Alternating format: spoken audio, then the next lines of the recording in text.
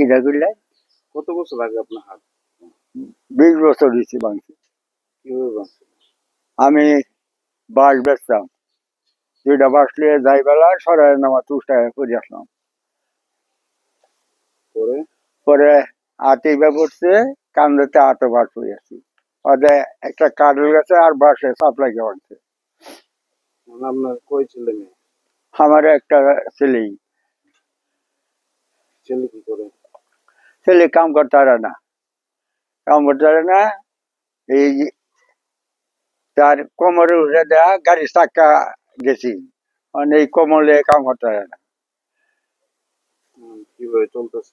এই যে বাদে এই নাতিন 4 দেয়া ওখানে যে সরে গিয়া ফারকে গিয়া ছায়া ছায়া মানুষের আনি এই খাই আবুদুবলির পরে চাচ্ছি ছেলে কিছুই করতে পারে না? না, কোমরে অসুখ।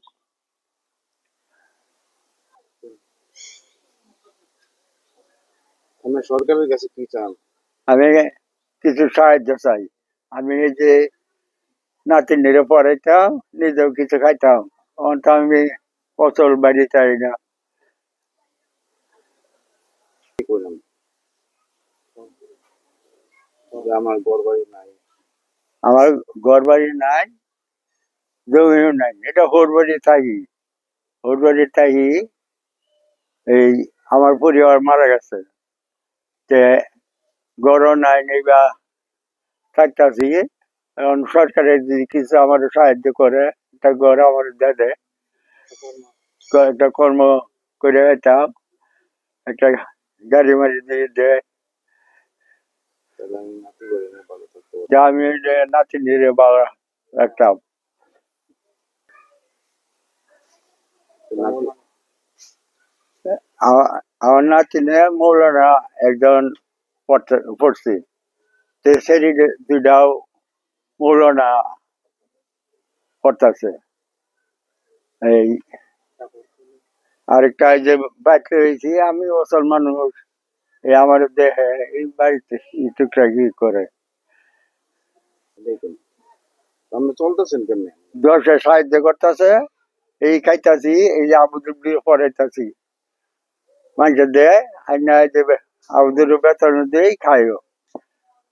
তার মনে করুন একটা জালালউদ্দিন সাহেবের, জালাল মিয়ার একটা ছেলে, 4টা নাতি, একটা দাবরা পড়তাছে আর 2টা মেয়ে মহিলা মাদ্রাসা পড়তাছে। এই 10-এর কাছে চায় খুঁজার সাহায্য করে আনে, আইনা এরা বাচ্চারা লেখাপড়ার খরচও দেয়, আবার এই সংসারের মধ্যে কিছু দেয়। যদি সরকার থেকে একটা অবদান দেয়, তা স্বয়ং খুদাও খুশি, দেশবাসীও খুশি। উনি ব্যবসা করতো, কাম কাজ করতো ঘর ধরে।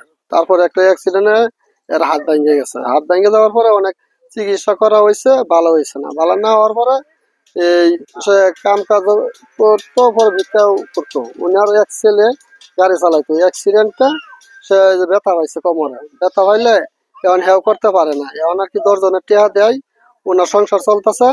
তার এক ছেলে, এই 4 নাতিন, এই 4টা নাতিন লেখাপড়াও করাইতেছে নাতিনরা, আর এই সংসারে চালাইতেছে, 10 জনের টেহা দেয়। এর মাঝখানে যদি সরকারের যদি কোনো সহযোগিতা করতো, এই ফ্যামিলিটার কি জন্য একটু উপকার হইতো।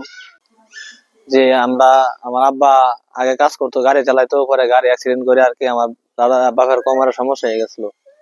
পরে আমার বাবা অনেক কিছু করতে পারে না। আমার দাদারও আর কি হাত ভেঙে গেছে। দাদা পরে আরো 20 বছর আগে আমার দাদা শহর থেকে আমরা চাই আইনে আমরা লেখাপড়া করতো 4 ভাই বোন।